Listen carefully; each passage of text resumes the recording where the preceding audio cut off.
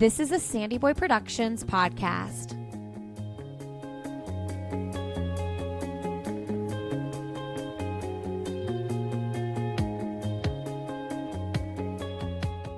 Welcome to Finish Lines and Milestones, a podcast to celebrate everyday runners.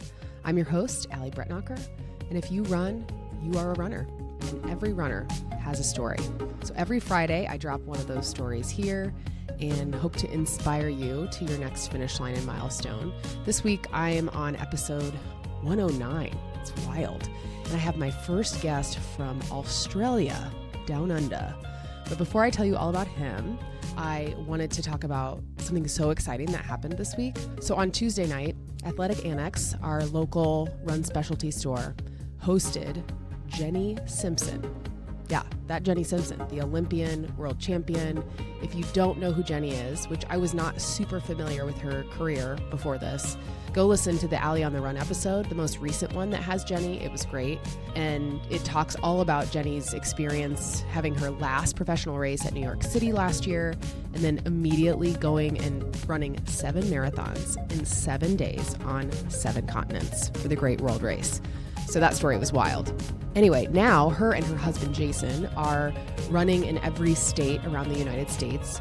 She said that she'd been all over the world for her career and wanted to see our country that she has represented for so long.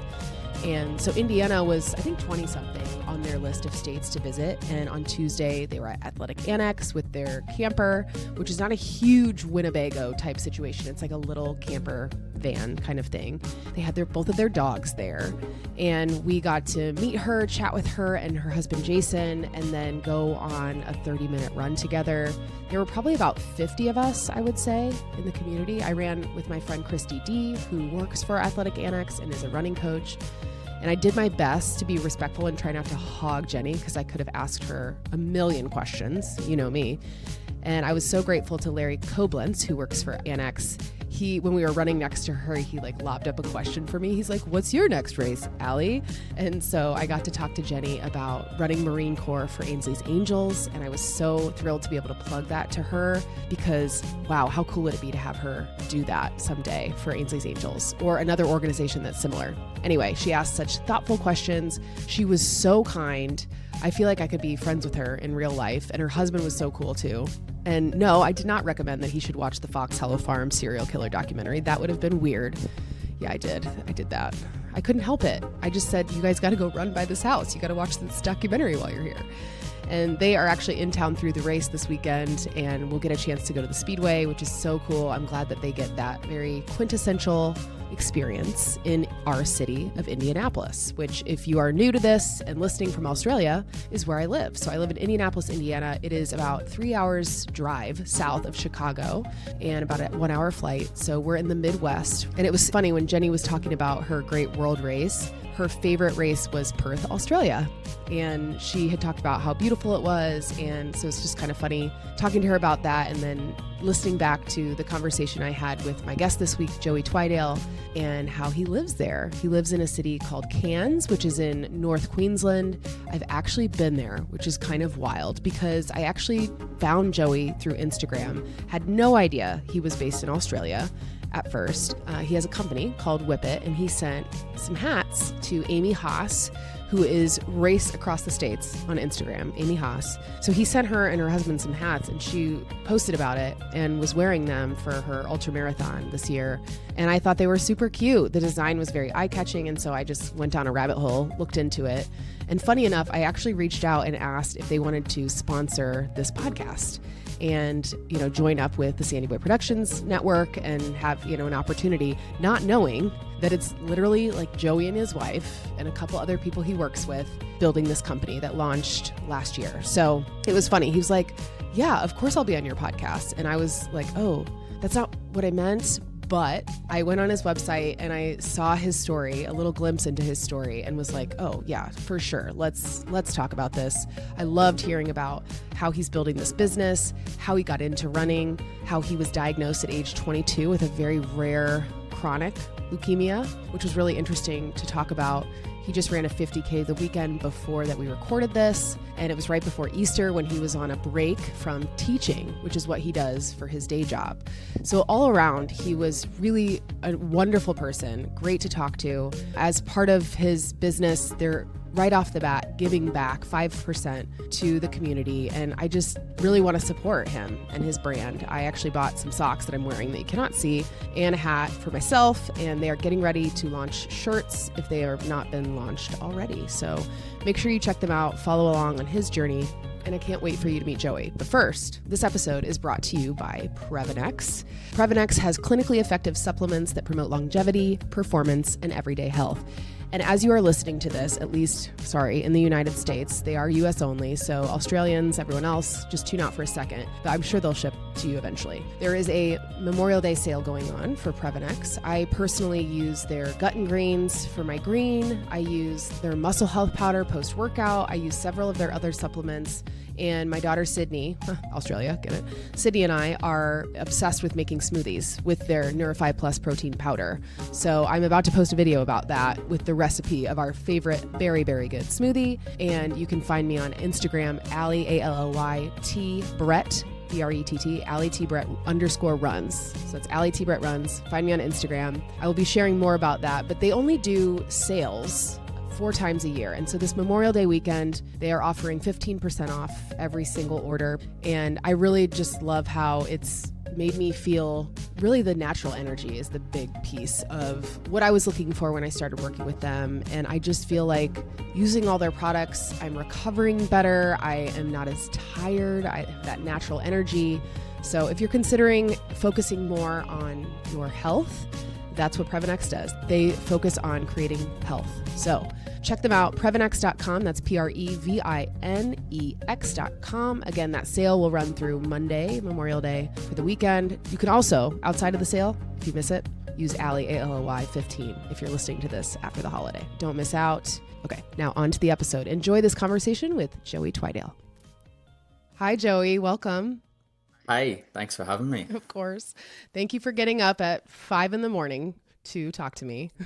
Yeah, that's okay. I'm really excited, so yeah, can't wait. Yeah. How do you say your last name?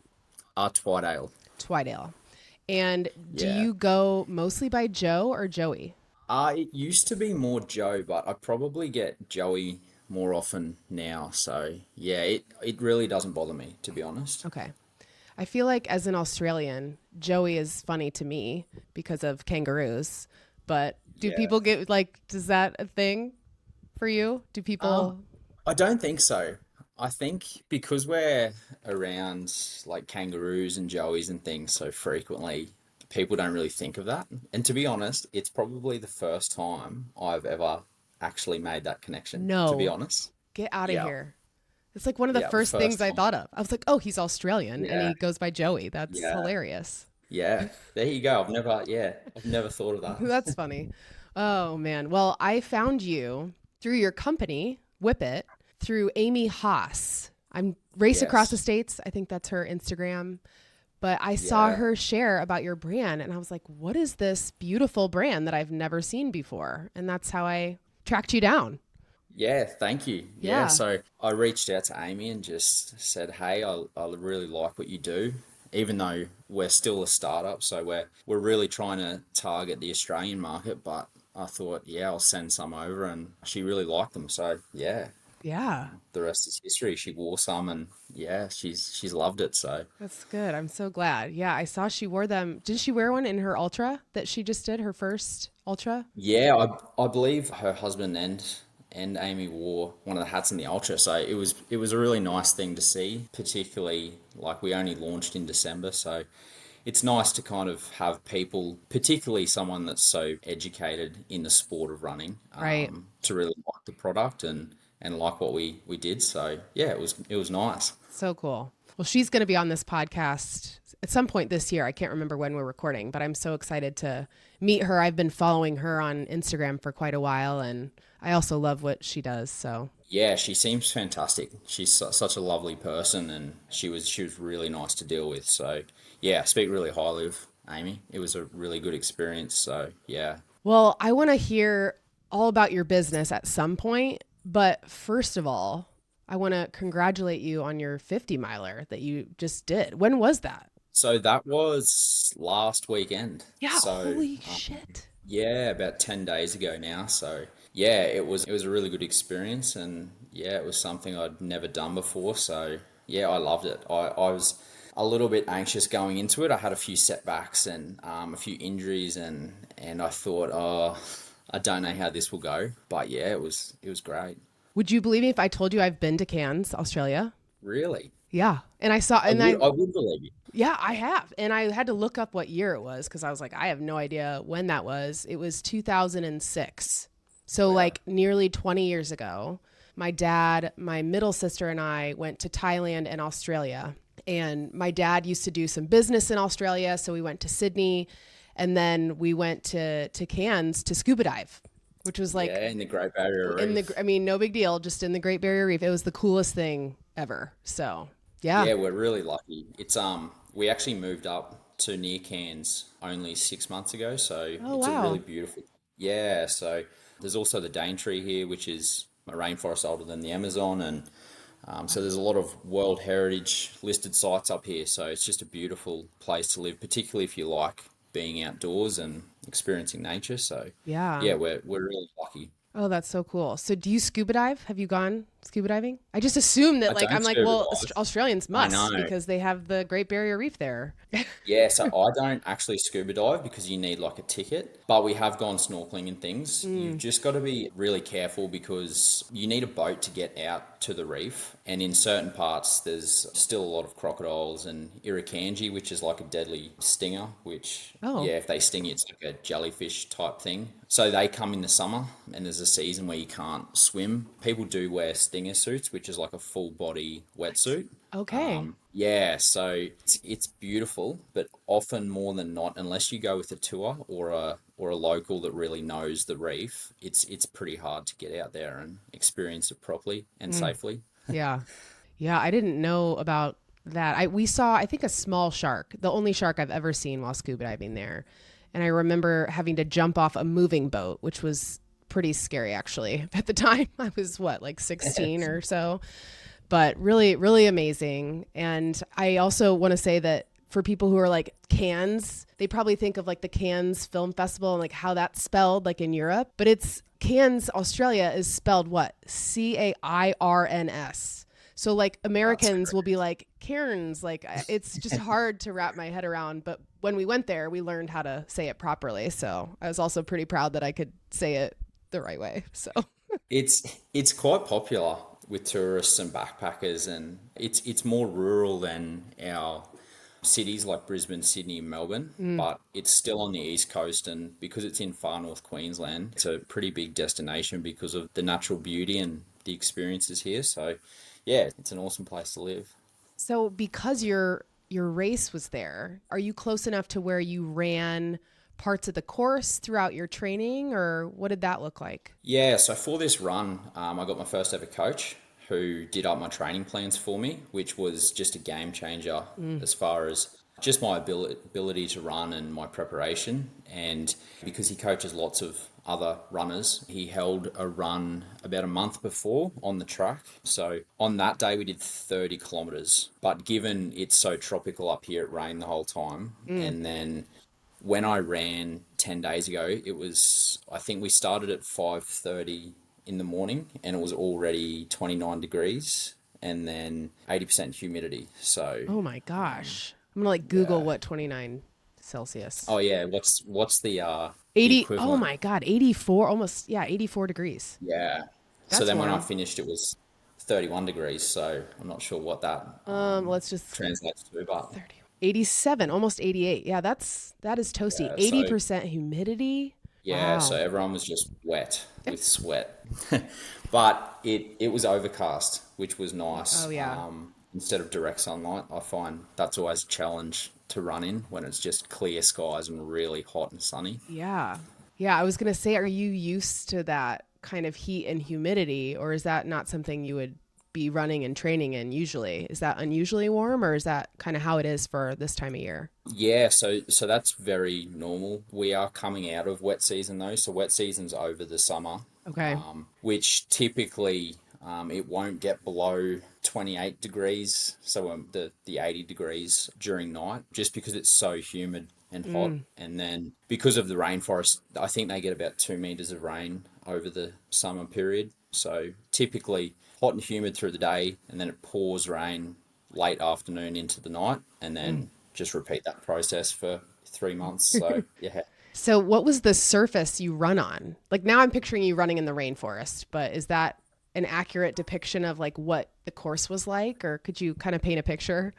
Yeah, so the parkland that we ran along is on the edge of Cairns. So there's actually a really beautiful stream beside the path. And it is a path, but because it does kind of traverse through, a lot of rainforest type vegetation, a lot of the path is kind of cracked and uprooted, but yeah, it's beautiful. It's surrounded by trees, and at some parts you kind of go through a little bit of farmland, but most of the time you're kind of in the trees with the stream beside you, and you do 3 laps of the course. So yeah, it was a Okay. really nice experience. Yeah.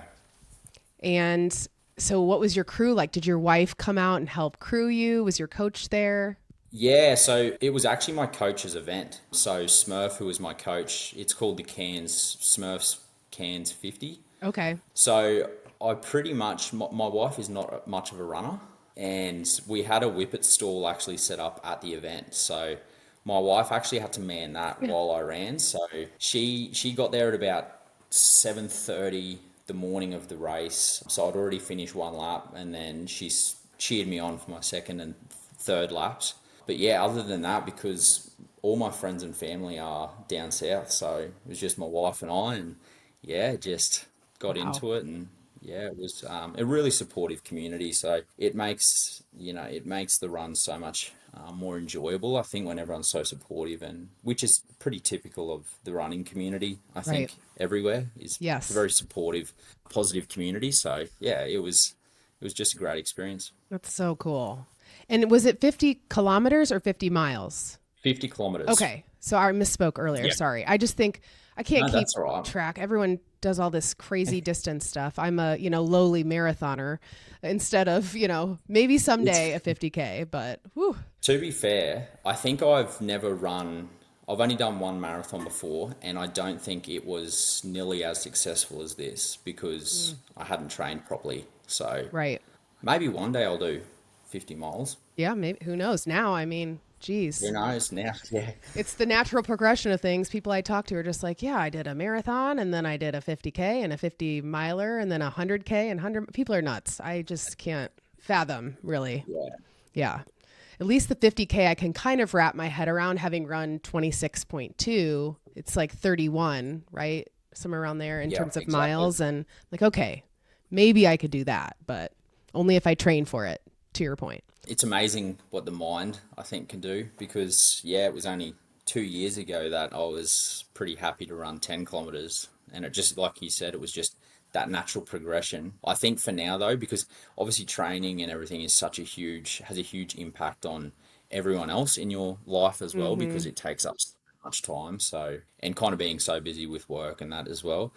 I think I'll give it a break for a little bit and just go back to running for enjoyment. But Yeah. I definitely I would love to do some international marathons, maybe in the USA. Right. I know. You got to come on over. Have you ever been? I haven't, and it's definitely on the bucket list to get over there. And my wife and I would probably hire a van and do a little bit of a road trip. And so my wife has been before, Okay. and we have pretty much done everywhere else almost. I've done South America and Central America, but yeah, just haven't Man. haven't been to the US. So All right. Well, yeah, we do have a lot of marathons that would be worth the trip and just, everything we have in general. I think a road trip would be so much fun. I got to do that when I was younger. My parents drove us around the country in an RV. So I'm lucky enough yeah, to have seen a perfect. lot of the country. And yeah, so, well, you'll have to keep me posted. We'll stay connected after this, obviously. But Yes, definitely. so, how in the heck did you get into endurance running?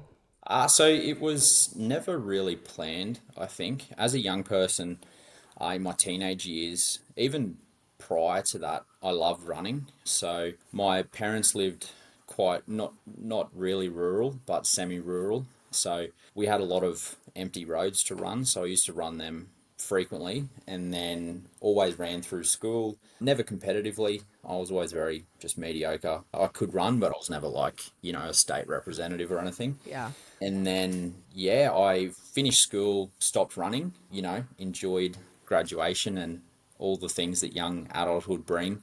So kind of moved away from fitness for a couple of years and, was pretty focused on my friends and having a good time. And then I had the diagnosis. And then after that, it was probably more of a chip on my shoulder situation, just being stubborn. And I kind of wanted to, initially, like I said, it was just a goal to run 10 kilometers again. And then I hit that and I thought I'll just do a half marathon and see how I go. Yeah. And I ran a really good race at my first half. And then, yeah, from there, I started doing half marathons just as a training thing every few weeks. I'd kind of just get up on a Sunday and feel like doing, 20 kilometers. And then I had friends sign up for the marathon and I was like, yeah, I'll just do it, and did the marathon. And then, yeah, it was just that progression to the 50. So I would like to do a marathon again and do it properly, because I really just raw dogged the first marathon. I didn't train properly. I had no structure to my training. I was just very inconsistent. I definitely didn't run enough. And it got to race day and it showed. I think I got to 33 kilometers and my right quad was just cramping so much that I couldn't.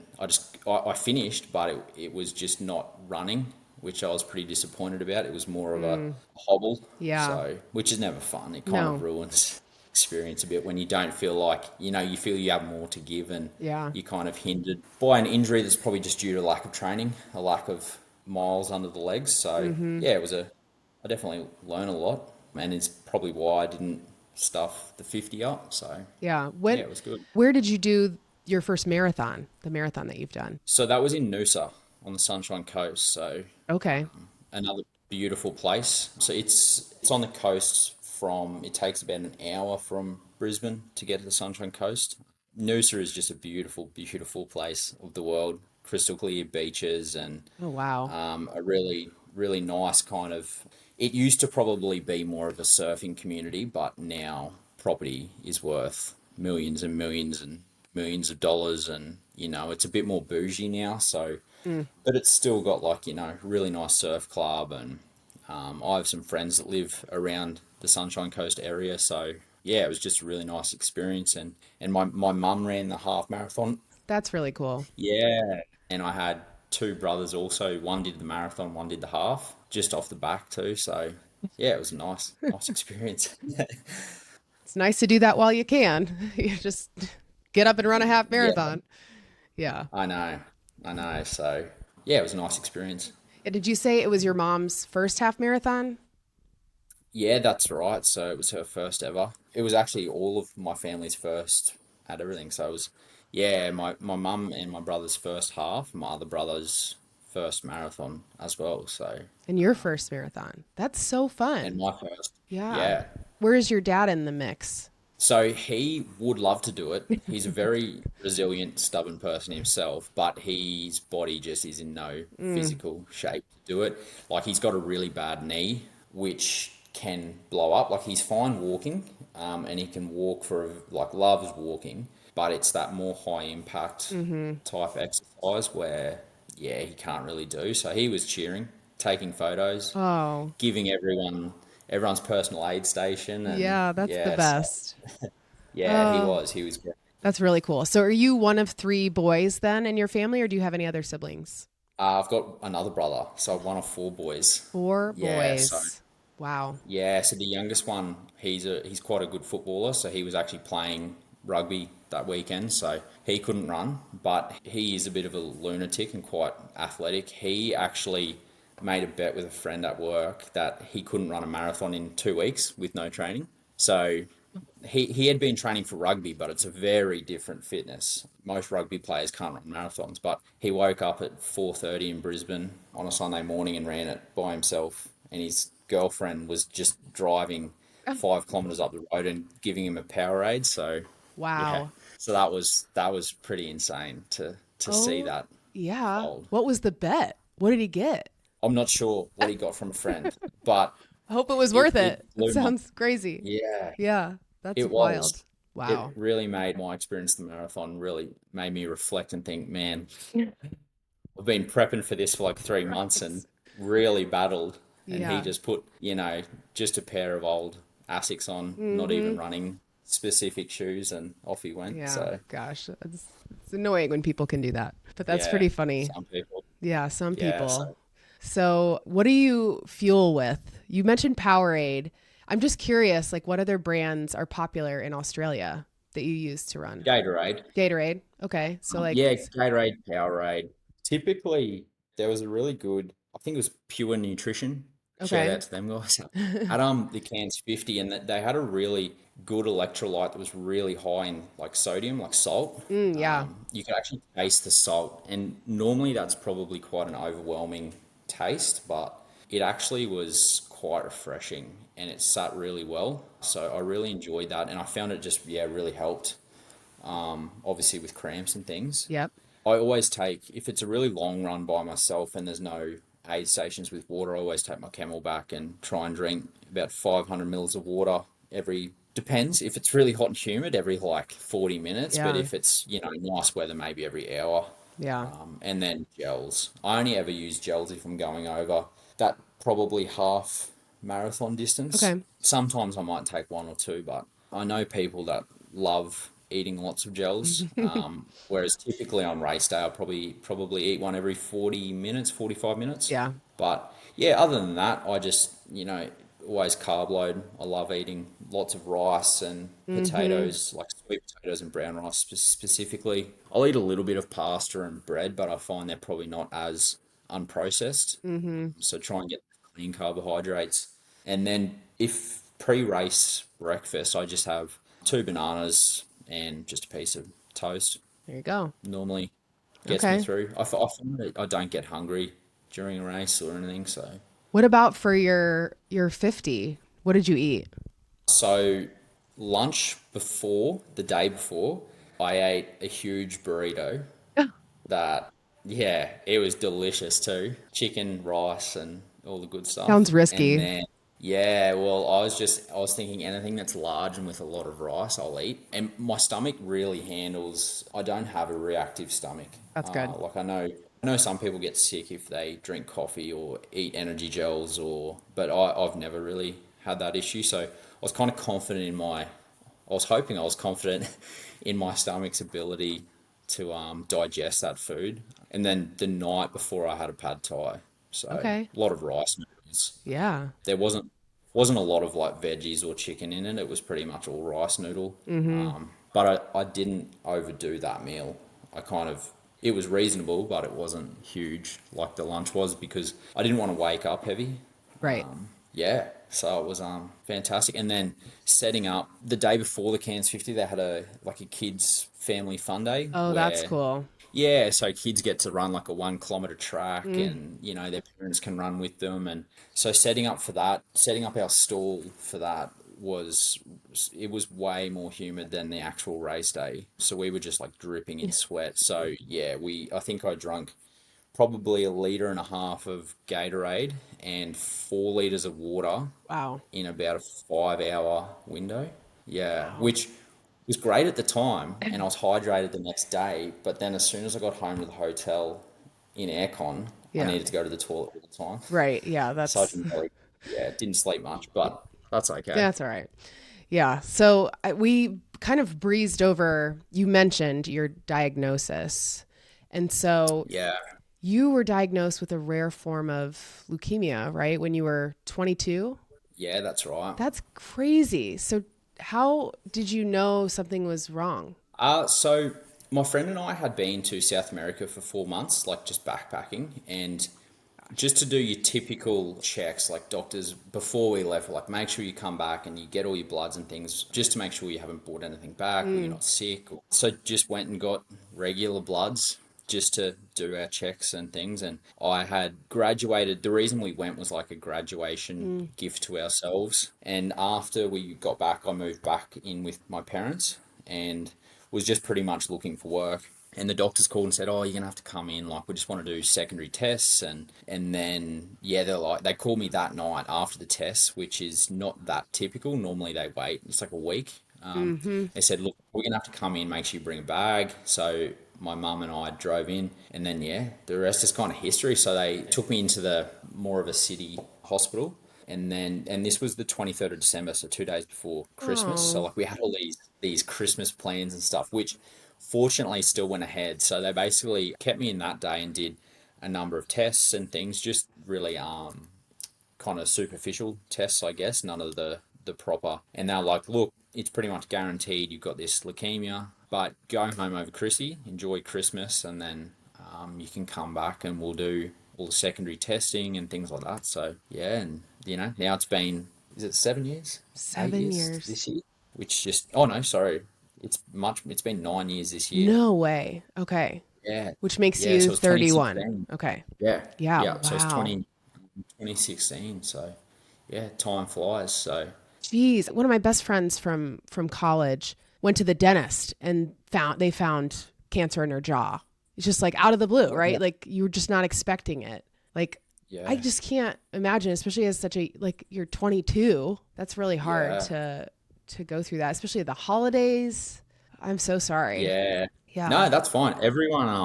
Everything always happens at Christmas, doesn't it? A Yeah. lot of bad things and Yeah. tragedy. And it was funny though. I think, like in retrospect, because I was so young, I still had a really positive outlook Mm, on life. In a sense, I was still very naive, and I think I am probably now still. Although when it happened, I'll never forget. I was kind of joking around and having a laugh with the nurse, and she said, "Oh, make sure you keep the positivity." And I was oh like, "Yeah, no. okay." Like, Okay. yeah. So I think the actual diagnosis wasn't necessarily. It was strange. I found I handled it quite well. Once again, I was quite naive and didn't probably realize the situation. And then because it's LGL leukemia and it's really rare, particularly in young people, but in old people it's rare too. And it took them about 4 months to actually diagnose the Wow. specific leukemia, which in my head, I had this process of cancer treatment in my mind, and I thought, I'm pretty young and fit. Like I'll go through chemotherapy and I'll come out the other side and I'll go into remission. And then when they said it was more of a chronic type of leukemia, that was quite hard to deal with because I think in my mind I thought, 6 months and my life's back to normal. And Mm-hmm.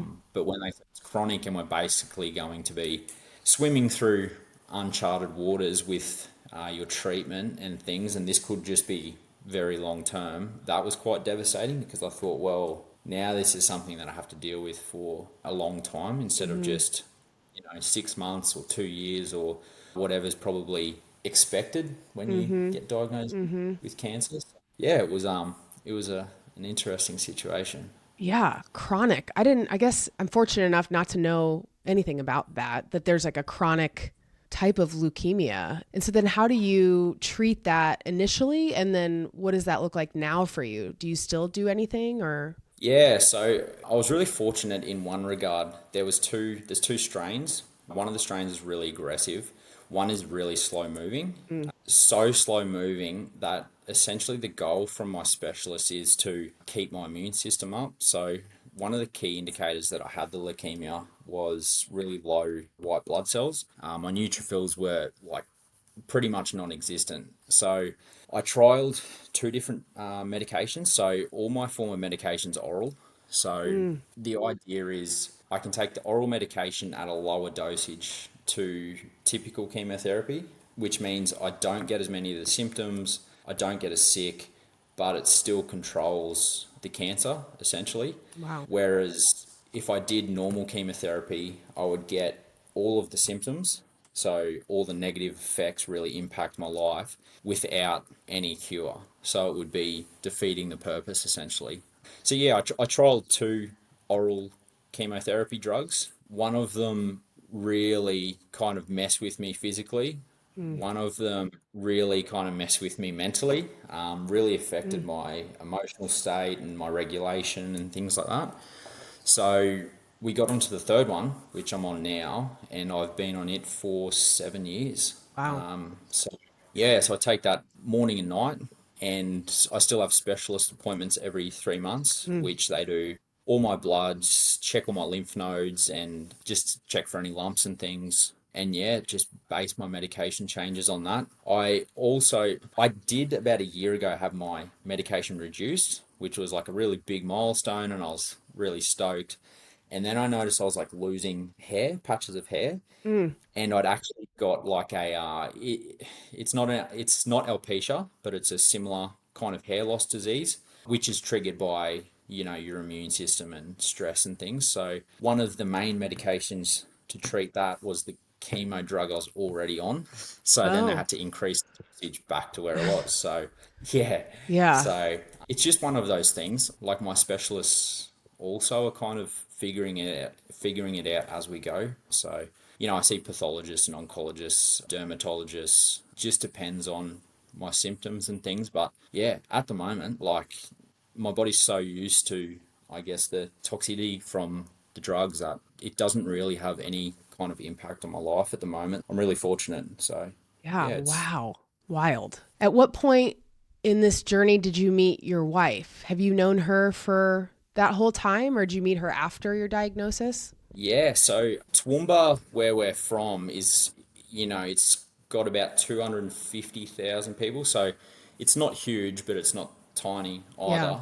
Her brother is my age, and my wife is 2 years younger than me. So my brother and her brother and I went to different schools, but knew a lot of the same people. But we had never met, which was really weird, just that we hadn't crossed paths with so many mutual friends. Yeah.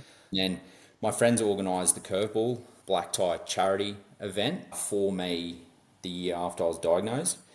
And all the young people from our town went. So it sold out in like a day, and there was thousands of people. And her friends actually went. So she didn't know me, and I didn't know her. And we actually met at the front of the ball as we were kind of going in to the ball. And yeah, I just chased her pretty hard then.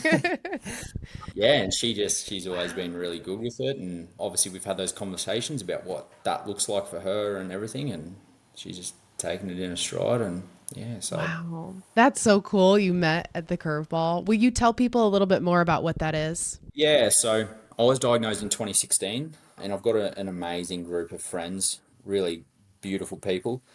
And in 2017, they got together and formed the Curveball Committee with the objective of creating the Curveball. So, the Curveball is a black tie charity event where funds are raised for an individual that's been given like a curveball, like something significant has impacted their life, and then a charity. So, the money gets split. The curveball where I was the recipient, there has been times when they've given it to like two or three recipients just based on needs or Mm-hmm. community kind of feels who deserves it. So yeah, on the night, all funds raised go towards the recipient and the charity. There's a lot of donations and there's raffles, and yeah, it's just a huge fundraising event. And the year I was the recipient, they raised 70,000 Australian dollars, so Wow. a lot of money, Yeah. which at the time was just huge, and it's still significant in my life because medication's not cheap, and as I said, I take morning tablets morning and night, so Mm-hmm. I'm always at the pharmacy and I'm still always buying medication. And so even though that was, 9 years ago, the impacts of that have been huge on my life. So yeah, it was a really beautiful gesture, and it was a lovely night, and yeah, it And then was. you met, that's so fun that you met your wife as part of that.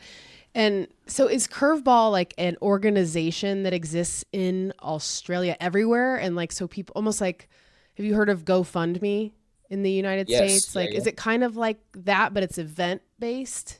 Yeah, so we have GoFundMe too, and probably the difference is that GoFundMe, like you said, is quite nationally recognized, Mm-hmm. whereas Curveball was just in our hometown, so it was Oh. just completely designed by my friends. Oh, So they, okay. I was thinking they got designed and together organized. and made it just for you, but Yeah, no. Okay. That's so yeah. cool. So they organized and designed everything from the logos to entertainment, security, toilets, Wow. alcohol, sponsors, did all the council approvals, and yeah, it was a huge thing that they did. It was because they all work full time, and this was just like, something they were doing outside of work. Wow. And if you've ever organised an event, particularly for, two or 3,000 people, it's a huge job. Yeah. Yeah, so it was mind blowing. And then the next day after the curveball, they have like a big recovery where everyone goes to like a pub and Oh, that's fun. beers and a bit more of a casual setting, not in a suit. Yep. It's fantastic. Wow. Wow, that's so cool. So let's talk about work a little bit because you're a teacher, right? Yeah, yeah. So which is like amazing. What kind of teacher are you? I do high school. I'm a high school teacher. Okay. So high school here is from grade 7 to grade 12. So that's students between say 12 years old and 18 years old. My subject areas are health and physical education and business, which kind of Yeah, I was like, well, aligns with that tracks. Yep. but at the moment, I'm actually teaching history, which Wow. is, yeah, just kind of what the school needed at the time. And that interests me. So, and then I've also got a specialty in engagement and like behavior management. So prior to this, I did a lot of work in youth and family casework and youth work and things like that before transitioning to education. And yeah, so that's kind of where my specialty lies. How long have you been doing that? So I've only been a teacher for 4 years. Okay. Yeah, so in my past occupation, that's where I kind of did more of the youth and family casework, and most of that was around supporting young people and their families to re-engage with education. So I wouldn't work with specific schools. I'd get referred families and clients from like child safety and things like that, and then I would come in as like a support network to try and just improve general life outcomes and their well-being and health, and give them the tools to re-engage successfully with education, because a lot of those families and young people had disengaged from school and weren't going at all and were really falling behind academically. So yeah, it was a bit of a journey into teaching, but yeah, 4 years in. So Both of those jobs sound really hard. So props to you. very people centric. A lot of people work, which is good. I definitely find with teaching I need the holidays when they come though, because it's so exhausting. I was very naive and I was one of those people that kind of looked at teaching and thought, oh, they get so many holidays. Like that's so That's that's so easy. good on them. Yeah. Yeah. Oh, and now it just gets to holiday time and I genuinely need that time just to recharge, Yeah. because it's such a big working environment when you're just constantly with people and you're constantly problem solving and critically thinking and managing behaviors that have gotten worse and worse, so it's a tough environment to work, but yeah, it's really rewarding and I love working in education. So Let's talk about your business now. So this is wild to me. So you're just doing all this stuff. You're a teacher. And what break are you on right now, by the way? Because that's how we got a chance to connect. yes, so That's this what I is was gonna Easter ask. break. Easter. Yeah, Easter break. So we have 2 weeks off, and this is my second week off. Okay. So Okay. back to school in like 6 days. Yeah. Oh, Not that I'm counting or anything. right. Yeah. So we in the States just had our spring break, which spring breaks are all different across the country. Even in our state and by city, it's all different. Is Easter break the same way for you, or is it kind of standardized? It's quite typical everywhere, Okay. I think. I'm not 100% sure, but typically it's probably the holiday where people are more likely to go camping because the weather's really nice for camping. It's normally cooled off a little bit. You don't normally get rain. There has been a lot of rain lately. So you can still have like a nice fire and go out for the weekend. And it's a long weekend for everyone this weekend coming. So it means that parents and things that work full time just have that extra day or two to get out with their family and make camping and things worth it. But yeah, it's a really nice holiday here before we head into winter. And yeah, spring break. Yeah, Yeah, sounds I good. know. It's so I love funny because I'm spring, like, yeah, so we're spring break because we're heading into summer up here in the northern yeah, hemisphere.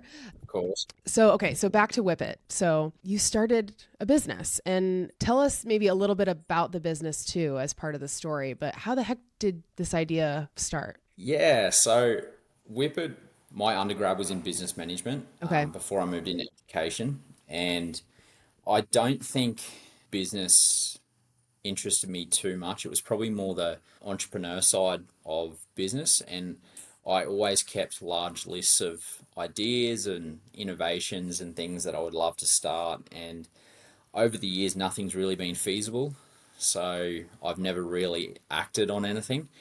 And then I just, obviously, there's a huge trend at the moment of runners and running and health and fitness, and it's a really big thing. And it was actually at one of the events, I just recognize people often saying, like, I can't find my family and friends in the crowd to take pictures of them. And, someone would be like, oh, we just missed them. Oh, we didn't see them. Or because at these events now, there's thousands of Oh people yeah. and everyone's running together and it's just mayhem. And I even kind of looked at my family and friends and everyone was wearing white, black, grey, Blue, probably. nothing, I feel like that's a big color for running. blue, yeah, Yeah. navy, Mm-hmm.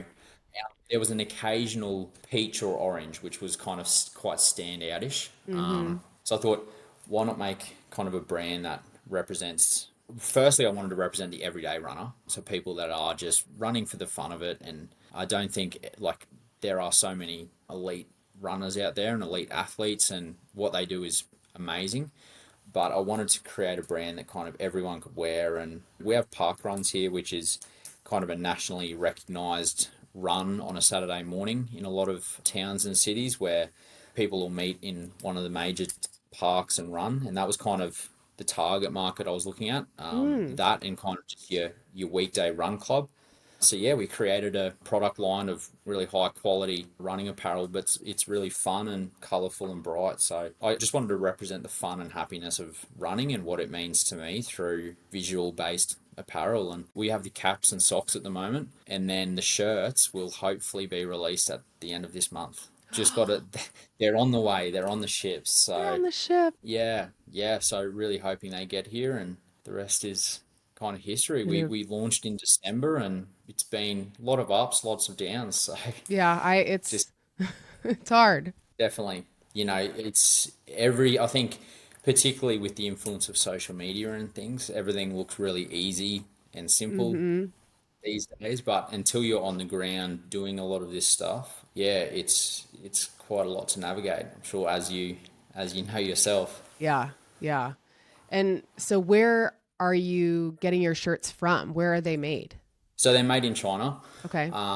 So I really wanted to source someone that was ethical and environmentally kind of focused. So I made sure, like particularly with our shirts, which is, as far as resource based, obviously our biggest resource because shirts take so much more material, Mm-hmm. and our shirt order's so much bigger. So we've paired up with a manufacturer that's, very ethically driven, and our shirts are all like, they're not fully recycled. We're not there yet, but we use a lot of recycled materials as part of the manufacturing process. And hopefully, when we can actually earn a little bit more money and turn over more profit consistently, we can move to fully recyclable because all those extras like cost money, Mm. and you've got to find specific people. So I looked and looked and I couldn't really find anyone that was 100% recyclable, but also had all the features I wanted in our shirts. So our shirts are like, have the antibacterial properties to Mm. prevent the odor and the UPF 50 plus and really lightweight. And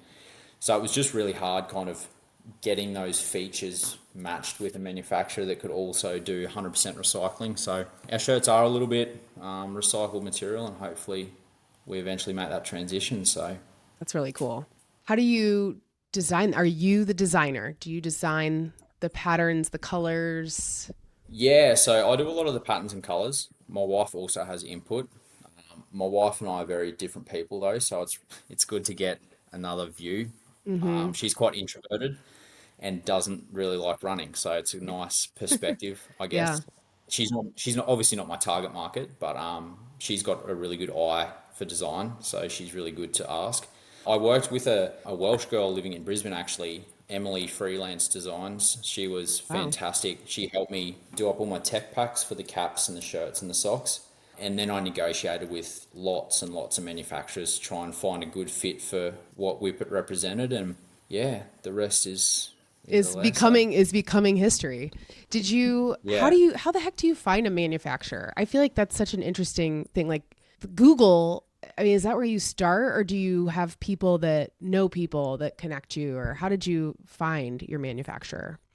Yeah, so the girl that helped me, Emily, that helped me with my design, I believe she recommended a couple. I ended up using one of those. So my shirt, cap, and sock manufacturer are all different people. Alibaba.com Yep. is where I found my sock and cap manufacturer, which in itself is a process because essentially you're just reaching out to manufacturers and then they all say they've got the best price and the best quality, and so then you need to do all of your own research on that manufacturer and that business and kind of investigate what they're like and what certifications do they have. And so that was also a process. But yeah, it was hard. But then once I'd finally found one, I found it got much easier. Mm-hmm. And then it's just dealing with and making sure you're very aware of language differences and cultural differences and things when you're communicating with your Chinese manufacturer. Mm. And eventually, to be honest, I would love to manufacture here in Australia. Although the few organisations I reached out to, pretty much just to get initial meetings and get all of my designs transferred to their blueprints and things for manufacturing was almost going to cost me as much as probably half of my shirts made. Yeah. So there's just no way I could have spent, 600% more on my manufacturing of the shirts. I just wouldn't have afforded it. So Yeah. it's something I think as a startup we're very conscious of, and something that later on, if we can move into that more of a mature business stage, we can really start to, yeah, shop local, which I think will be really important to us. Yeah. And how did you decide how many shirts to buy? My hand was a little bit forced on that because our shirt manufacturer is quite renowned in a sense. They service a lot of international clothing companies and sporting teams and things. So it was a minimum 500 order quantity Okay. per design, Yeah. which, So scary. as you can imagine, Yeah. I eventually got them down to 300 minimum order quantity per design. So that's still 1,200 shirts, which is a lot of shirts. Yeah. So yes, it's a big risk, and I'm always reminded that it's a big risk. But it's just, it's one of those things. I think life's too short. If you don't take risks and things don't happen for you, people always Right. say, "Oh, someone's lucky or someone's," but it's essentially they're just more willing to take risks and put more energy and effort into it. And I think that if all things fail, I've tried, and it's okay to try and fail. I think people don't like to be uncomfortable as much Mm-hmm. anymore. And being uncomfortable is the only place where you learn things and grow and progress in your life. And yeah, so I hope Amen. for I hope for my sake and my wife's sake that yeah, I sell some shirts, but Yeah. um, we'll Uh, see. yeah. Do you ship all over the world? Yeah, That's crazy. theoretically we do. Yeah. I have a friend in Hong Kong that I just did a trial order with and it seemed to work. The hats seemed to get to LE fine, and I've sent one to Canada. Okay. So I believe so. My shipping costs, I think it costs me 20 Australian dollars to ship internationally at the moment. Mm. Although I did go in and edit that down to like 14.95. So it makes it a little bit more reasonable. For example, the running caps for a running cap aren't overly expensive either. So typically in Australia, your low end introduction running cap will be like $40, whereas your high end caps can be $69, $70. Yeah. So we're at that $46 mark. So I think we've got a really, really good quality cap that is as good quality as the really high market ones. But because we want to target that everyday runner, we didn't want to make our price too expensive. So Right. yeah, if people trust in the product and are willing to pay the 14.95 for Yeah. shipping, then Then yes.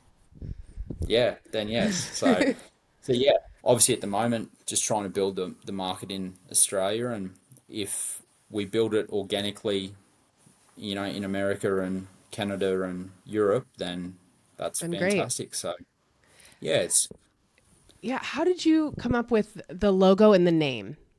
so we have dogs, and I love my dogs, Oh. and yeah, we were trying to figure out a business name by combining the two dog names, and nothing really stuck. The names we came up with didn't really represent what I wanted in the brand because I feel like your name really reflects the brand because Mm-hmm. essentially, that's the image that you're carrying. So I wanted to make sure we got that right, and then Claire, my wife, just said, "Oh, what about Wippet? They're a fast dog, one of the fastest dogs.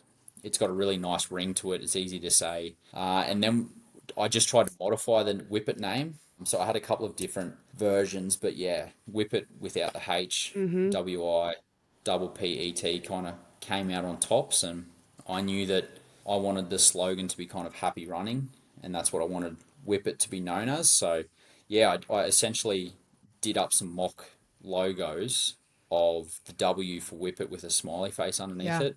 And then one of my best mates actually said, "Why don't you use the W from the actual Wippet name as the eyes and the W of the face for the logo?" So yeah, we just did that and drew a line under it, a There you smiley go. face under it. Yeah. That's so cool. Yeah, I love branding. And so I was yeah, curious about that. I really do yeah. really like it. It looks so great. And Thank you. yeah. Are you in running Yeah, stores locally? no, we're not in any running stores yet. So they are opening a running specific shop in Cairns, Okay. which will be the first. So hopefully we get to stock some in there. And then back in Toowoomba, there's also a running specialty shop, which hopefully we might stock in there. At the moment, it's probably more of a focus just directly targeting run clubs and things.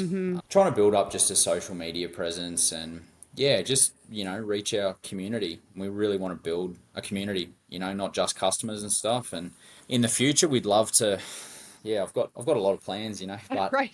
we'll see. Yeah. Yeah. I feel you there. It's like it's so hard at night to shut my brain off because I just always have Yeah. ideas of things I want to change or I want to do. And then I ended up getting myself into now having a podcast too. And now I work with another podcaster. And so now we're doing events, speaking of planning events. And so then it's like, okay, just all the things. But I love it all because the running community is so amazing. And so I find myself just kind of accidentally building a community as a result of getting to meet people like you and other people all over the place now. I know you're my first Australian guest. So I think my accent's very Australian too, so yeah, everyone will love that. people will be like, who's this guy? He's not from Indiana. Yeah, we have a marathon here that's amazing, flat, fast.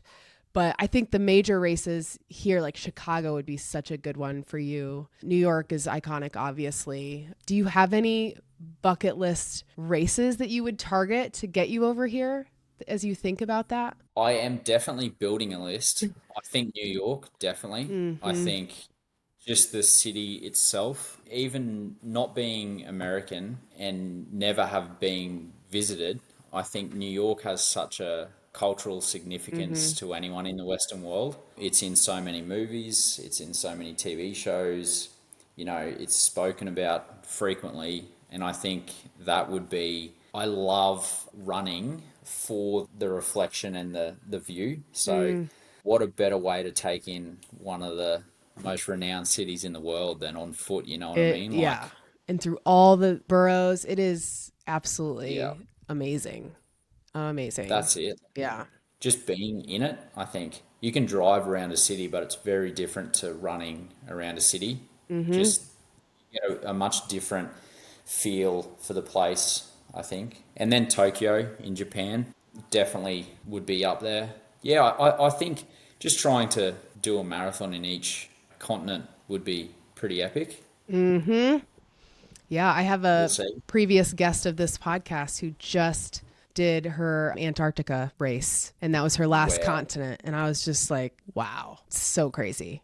That is a wow moment. Like Yeah. it's Yeah. And she's running like, I don't know how many countries, but it's crazy. So, yeah. Do you have any other travel plans, like running, unrelated to running? It sounds like you really enjoy traveling. Is there anything you're doing this year or soon? so I had one of my best friends' weddings in New Zealand Mm. 3 weeks ago.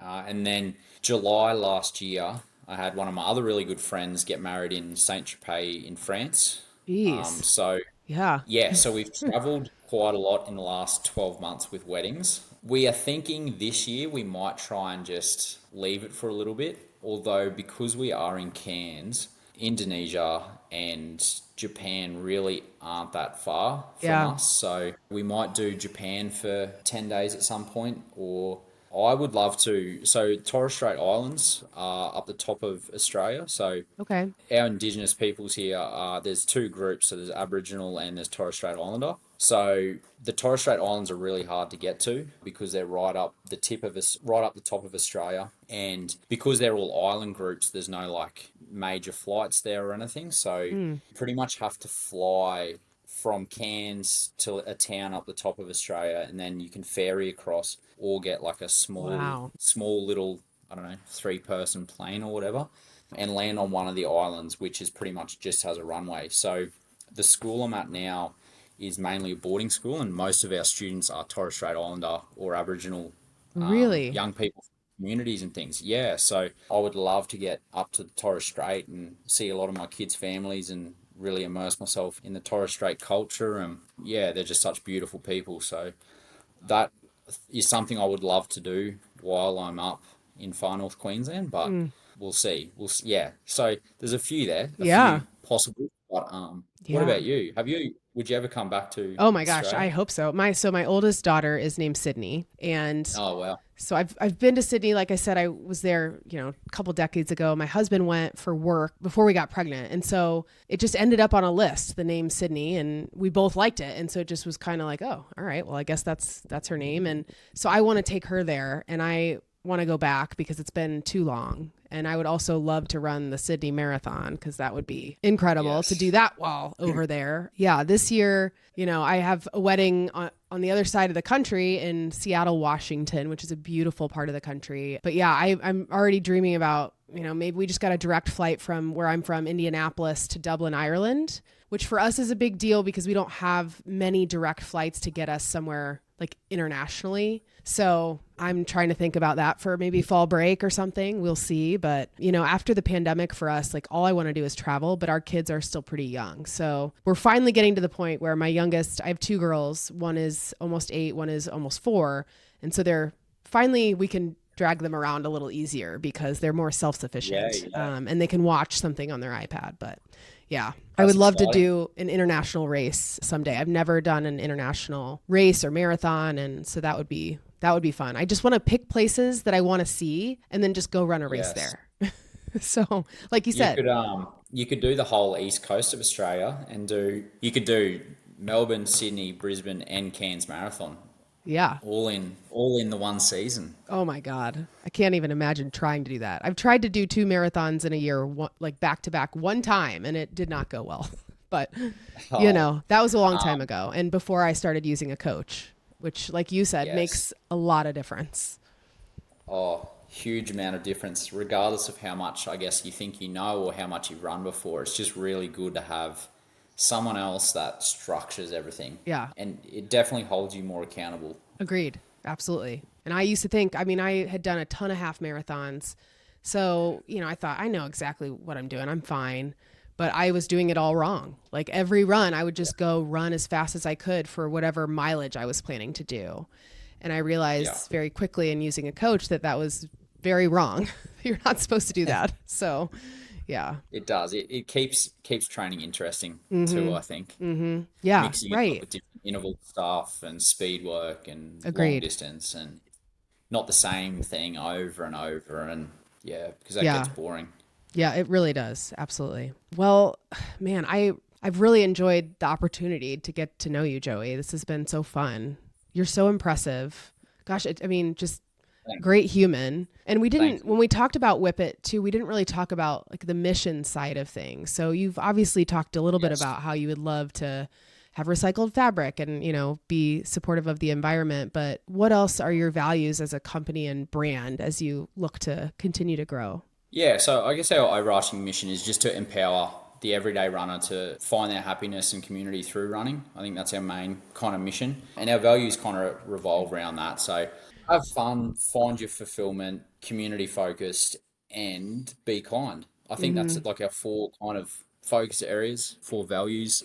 And I think, as we progress and we can actually turn over some money, we are going to try and involve ourselves a bit more with the community and charities. And as part of our shirts, we do a 5% of all our profits will go to different charities. So our first charity, actually, we've just got approval is with Canteen Australia, which is like a organisation that supports young people through their cancer journey. So Oh, 12 that's to cool. 25-year-olds. Yeah. So we're not sure if we will do that as like a value amount or just a time-based thing. We'll see what happens, and then we'll just kind of do different charities as we go, which I think is important. And I Yes. think as a business, there's probably not enough businesses, particularly businesses that make millions and millions of dollars, that give enough back. It just kind of blows my mind that, Right. like, how much is enough for some of the companies. And I mean, hopefully we eventually are at a point where we can donate more than 5% as we progress and grow. But yeah, just a bit of a starting point. And yeah, would love people to get around Wippet and enjoy their running like I have. And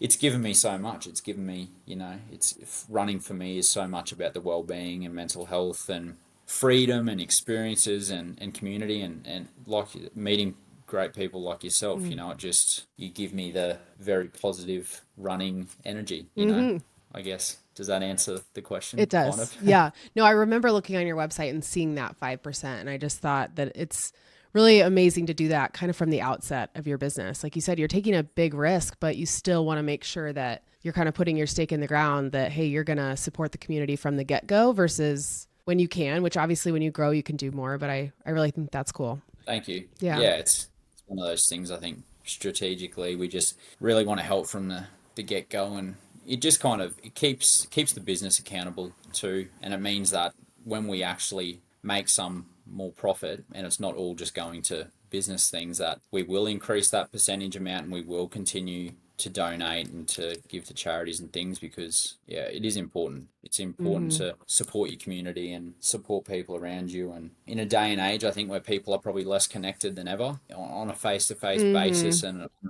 emotional level, running is a really good start to rebuilding that. And I think if we can get some brands and things like Wippet that support that, it's going to be positive. So Yeah. Agreed. Okay. Are you ready for my end of the podcast questions? certainly. Okay. There's only two. And the first one is, what is your favorite running mantra and or song? So I had another good friend of mine recommended 18 months ago to run without music. So I was a big runner with music, always took my music, and would get a little bit freaked out if I forgot my AirPods, or so I started running without music, and it has changed my life. So I never run with music ever, and I just find the mental clarity and the amount of reflection and it has just changed my life. Like, it's that significant. So I would recommend, obviously everyone's different, and I'm not saying if you love music, that's completely fine. Like, but I recommend just give it a go once or twice and see how it feels. And if you hate it, go back to music. But while I run, and I'm thinking, I like, particularly for that Cairnes 50, it was more just like keep turning the legs over. If I just keep turning over and don't walk, because I have, like, for the marathon, when my body broke down, there was a fair bit of walking, and I didn't feel like I'd really honored myself much because I walk. So I just, during the camp, it was just big, just turn the legs over, and really focusing on that next step, I think, is huge. Because if you can overwhelm yourself if you think too far ahead, like, if Yes. you've got a lot of fatigue in the legs and you've still got 20 kilometers to go, or you've got a bit of a niggle, your calves hurting, or you're getting some tightness in your hip, and you've got 20 kilometers to go, it's overwhelming, and it's easy for the mind to kind of give up a little bit. Whereas if you're just focusing on the next aid station or the next lap, I find that's just trying to be really present when you're running. And I guess that's why, for me personally, why not running with music really helps, because it really helps me to remain present and listen to the things around you and look at the things around you and make notes of it. And I find it's just a really good distraction and a good way to zone out and enjoy the run. Yeah. When I started this podcast, I had that, right? It's been one of my end of podcast questions since the beginning about songs. And I realized very quickly, like, there was a theme. Like, a lot of people didn't listen to music. And I thought that was bizarre, because I was like you. I